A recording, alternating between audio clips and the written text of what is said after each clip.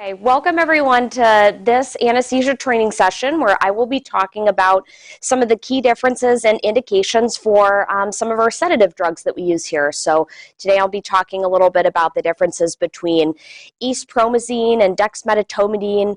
I'll be talking about how they work, some of the general properties they provide, dispel some of the myths we hear about each of these drugs, and then tell kind of why I use them and how they can be useful. There are also some things we'll need to remember when we work with each of these drugs. So these are things to consider when you're planning an anesthetic protocol or planning any kind of sedation. So I'm going to bounce back and forth between these two columns, but all of the information can kind of be used together.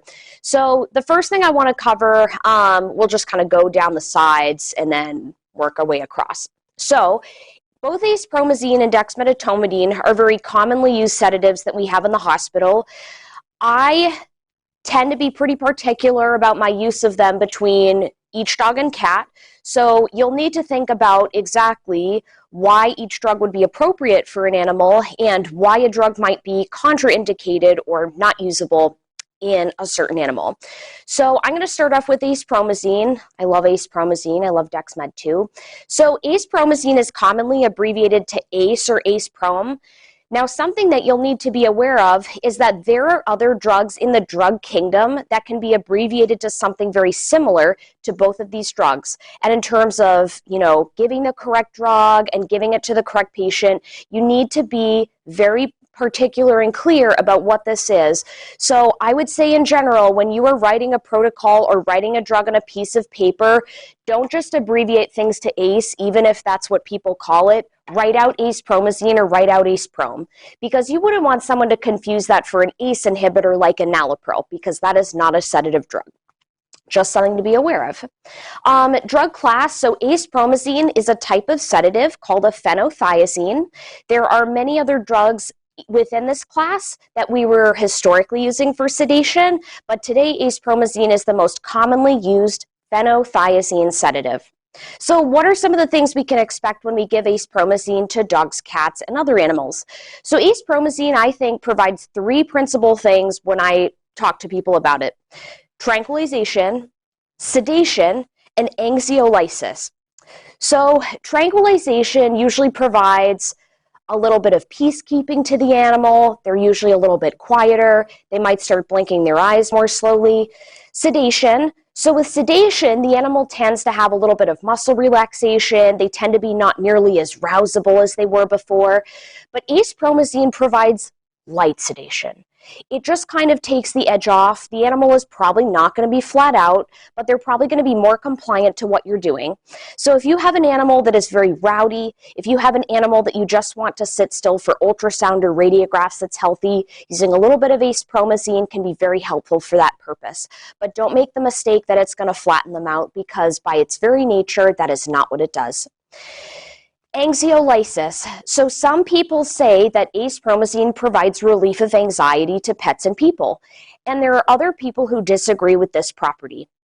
The reason why they disagree with this is because people say that sedatives like Acepromazine and like Dexmedetomidine make animals and people sedate, and they appear like they have relief of anxiety, but in fact they are just unable to respond to their environment because they're sedate.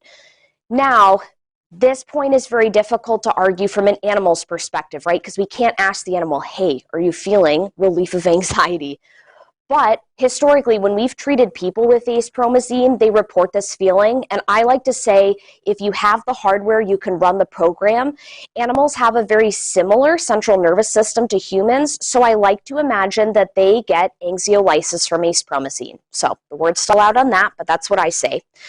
So how does Acepromazine work? Well, like many drugs, Acepromazine actually has a ton of different ways in which it works, and this is one of the most interesting things about it.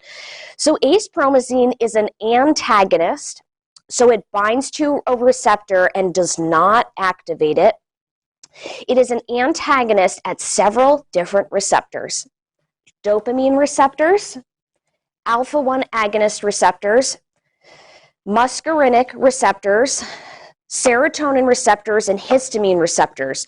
So it antagonizes the effects of those substances in the brain.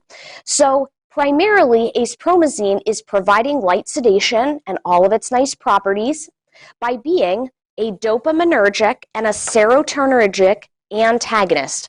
Now, it has some other properties like antihistamine effects and alpha-1 blocking effects. So these result in other things, which I will talk about a little bit later on in the talk, one of the indications we can use this drug for. So it has many mechanisms of action. Is acepromazine reversible?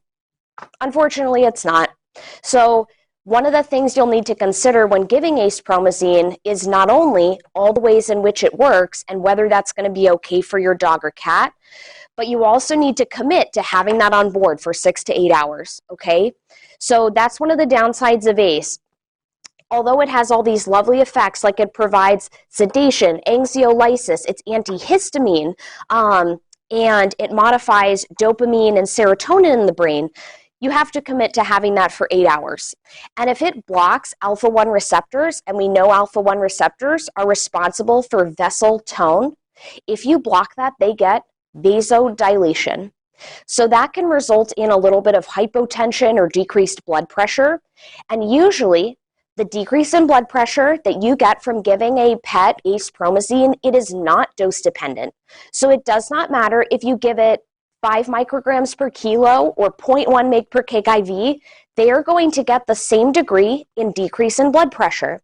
So this is one of the things I think about when I give acepromazine. Is my animal going to tolerate the decrease in blood pressure? If my animal is sick, dehydrated, they have septic bacteria on board, that is not an animal I'm going to say is healthy enough for acepromazine. That's just the way I feel about it. So commit to having it on board for 6 to 8 hours. So what are some of the things that acepromazine provides other than sedation? Like, what are some reasons that it might be really helpful? Well, acepromazine has some antiemetic effects, so anti-puking effects. We think this is primarily through the antihistamine that it provides and the serotonergic antagonist activity. So if you have an animal that you think you gave an emetic drug to, like you're giving opioids, or you're giving alpha-2 agonist to, using a little bit of acepromazine can help because not only is it going to last all day long, but it provides anti-nausea effects, which is really neat. It's max sparing, so it spares your isoflurane or your sevoflurane. A 0.02 mg per kg dose, either IV or IM, is probably around 35% max sparing. This is great, right?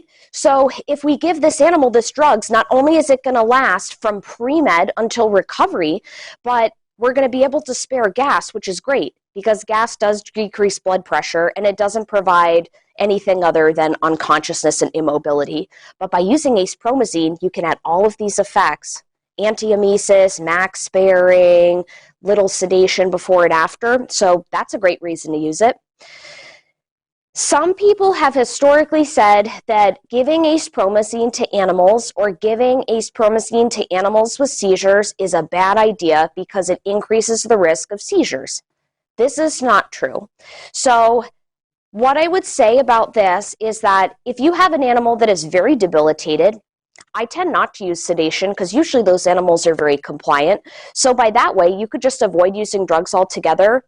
But I will tell you both from like a literature perspective and also my personal experience that giving acepromazine to animals with a history of seizures or giving it to them does not increase their risk of having a seizure. So don't worry about that. Is acepromazine okay to give to boxers? So there has been a lot of talk historically about boxers being, quote, sensitive, unquote, to acepromazine, and that a very low dose has been recommended for them. So typically I would say when I give a dog or cat acepromazine, I'm using somewhere between 0.01 and 0.05 mg per kg, IV or IM. And some people say that because boxers are sensitive, that you should give them 5 micrograms per kilo, so half of the lowest dose that is commonly recommended. Now, this has also been proven to be false. There are really only one group of dogs that have a demonstrated, like proven sensitivity to anesthetic drugs, and it's greyhounds and sighthounds, and that's a different kind of bag of worms.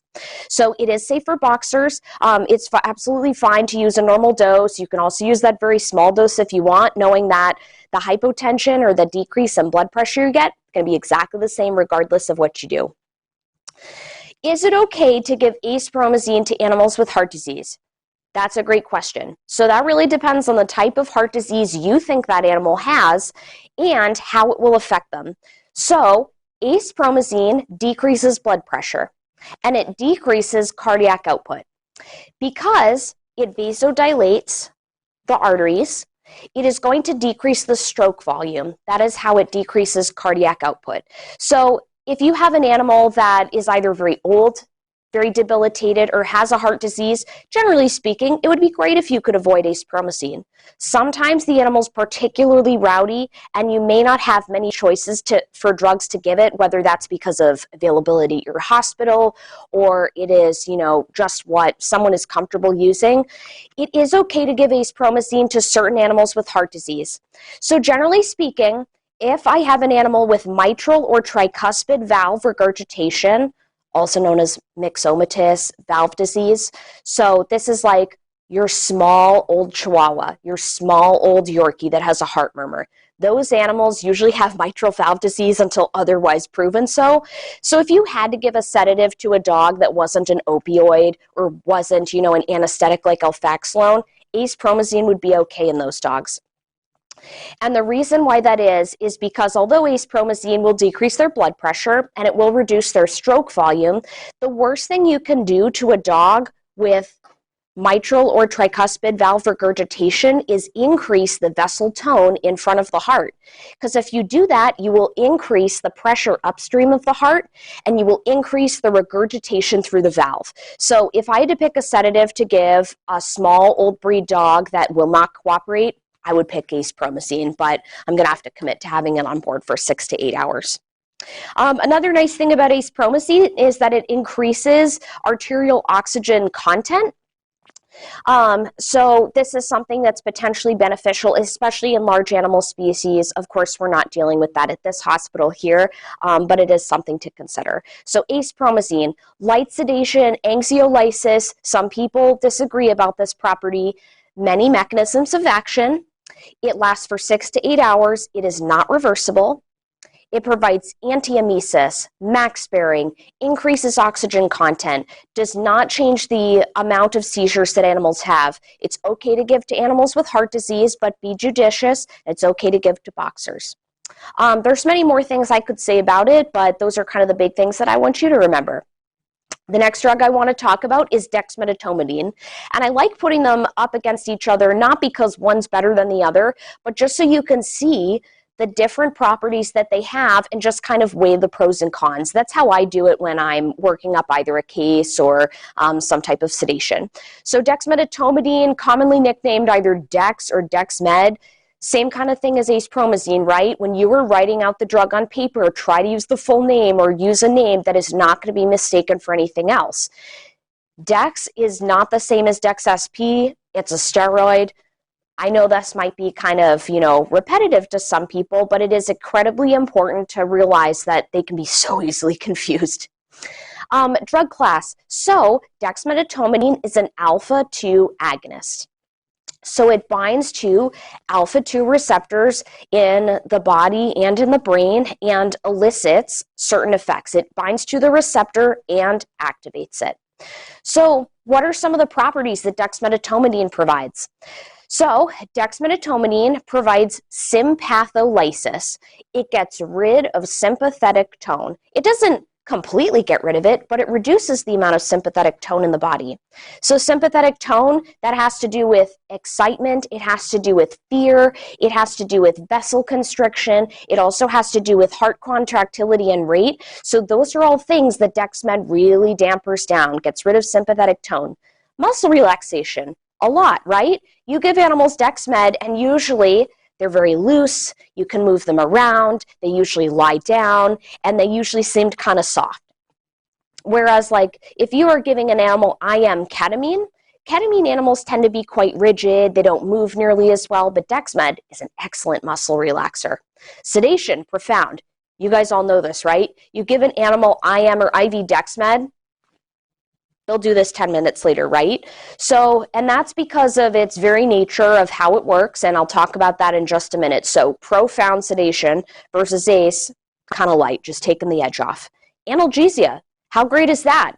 So, dexmedetomidine provides analgesia. And usually, the analgesia doesn't last as long as the sedation, but, you know, it does provide some analgesia, which is a great benefit over ACE. ACE, no analgesia. What a bummer. So dexmedetomidine provides analgesia a couple of different ways. It interacts with the nerves in the periphery of the body, so it inhibits transmission of the pain signal going up to the spinal cord. It's going to change the pain signal in the spinal cord itself, and it's also going to change the way that the animal perceives the signal in the brain. So that's a really nice thing about dexmedetomidine, is that not only is it a sedative, it's a really strong sedative, a strong muscle relaxer, and it provides analgesia. But the analgesia does not last as long as the sedative properties. How does it work? So it is an alpha-2 receptor agonist. It binds to the receptor and activates it.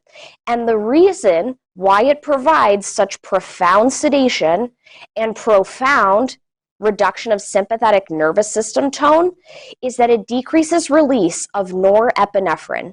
So norepinephrine and epinephrine are substances called catecholamines. They are stress substances. So these substances are associated with fear, anxiety, distress, increased heart rate, increased contractility, increased blood pressure. So if we're decreasing release of that substance by giving a pet Dexmed, we're going to kind of damper that all down. So that is something important to consider when you're planning protocols, because Dexmed will really reduce heart rate, and then about 45 minutes later, it will usually reduce vessel tone as well. So they'll usually start off by having very low heart rate, very high blood pressure, and then over time, the blood pressure will also decrease. And the reason why this is because we have that sympatholysis kick in. Dexmedetomidine causes what is known as a baroreceptor-mediated bradycardia.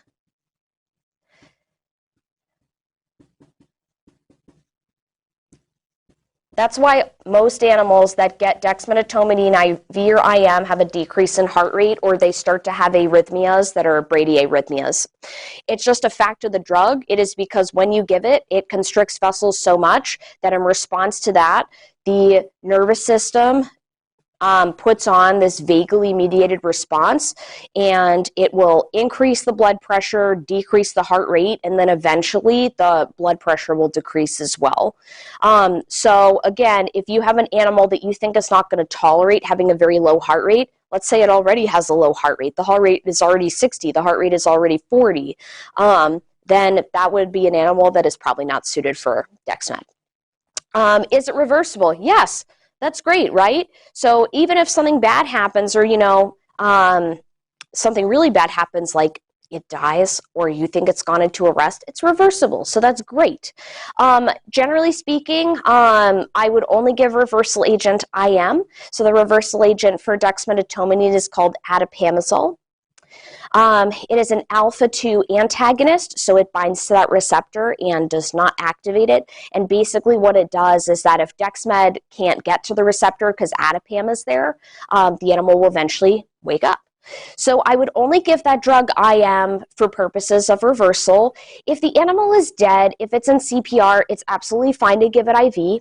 The real reason why I don't give atipamezole IV unless it's dead is because it antagonizes the alpha-2 drug, right?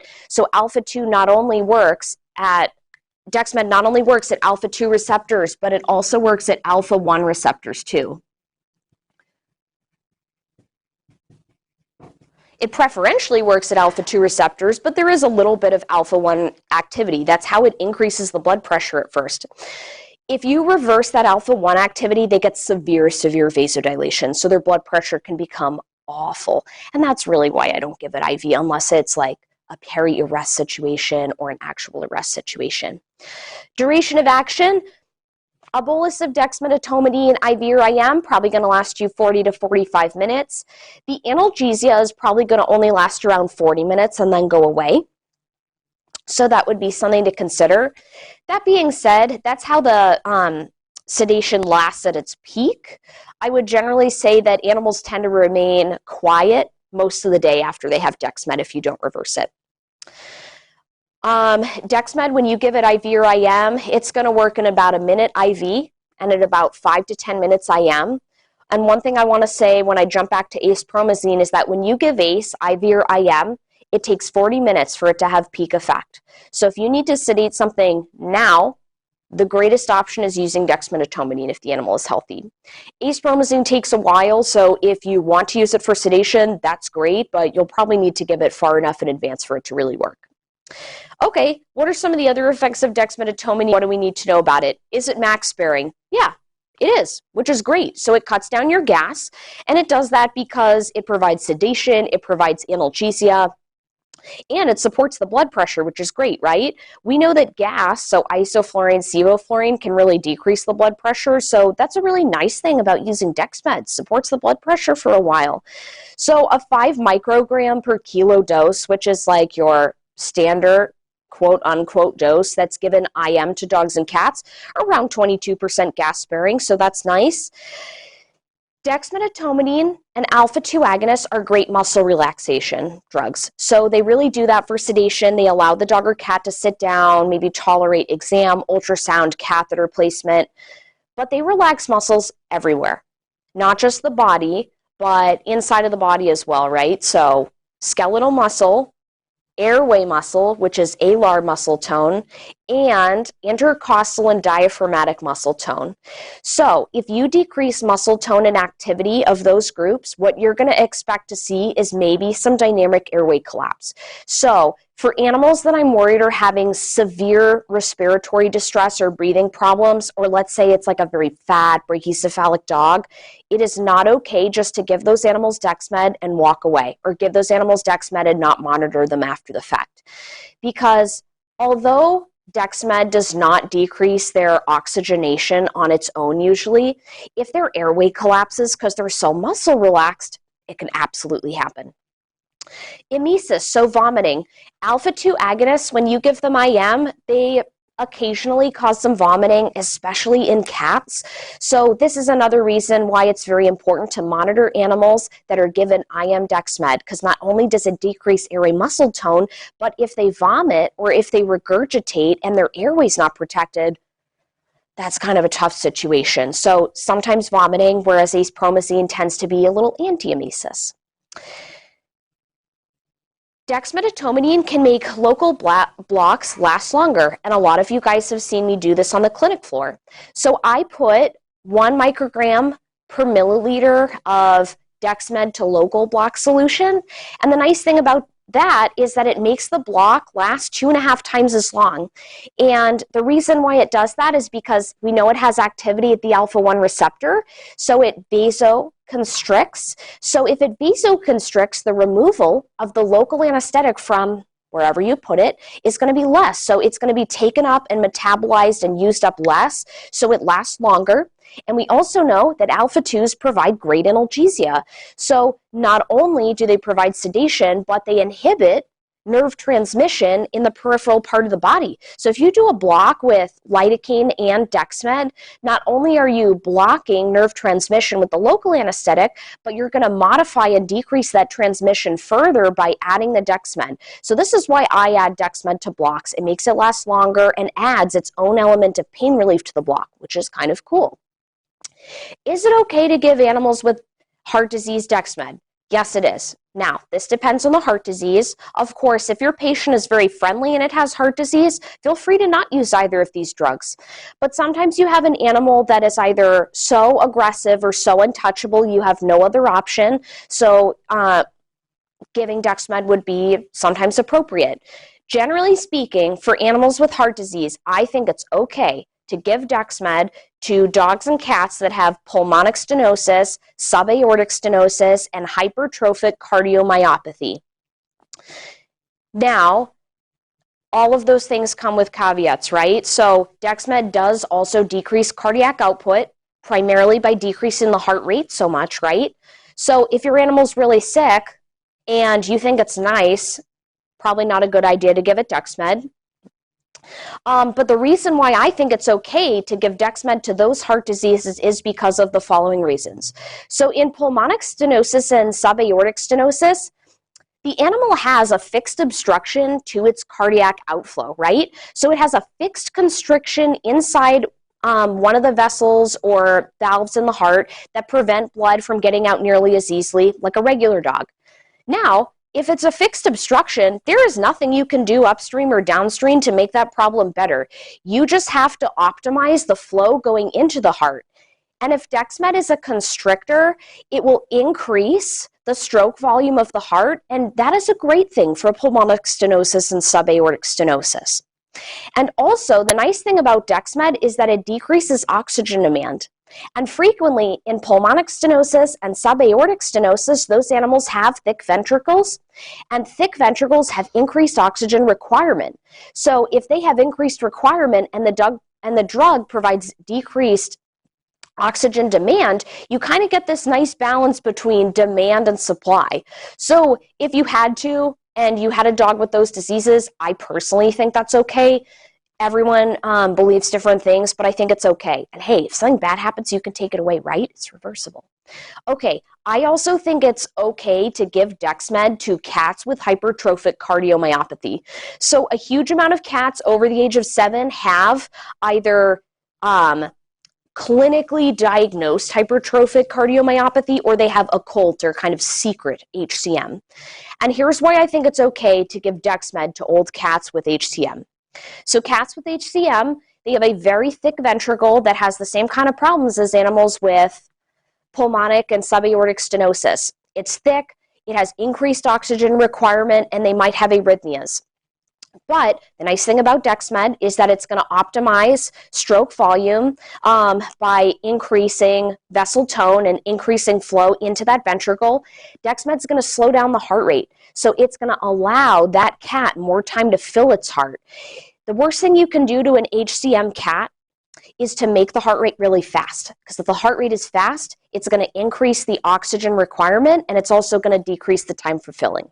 You don't want to do that.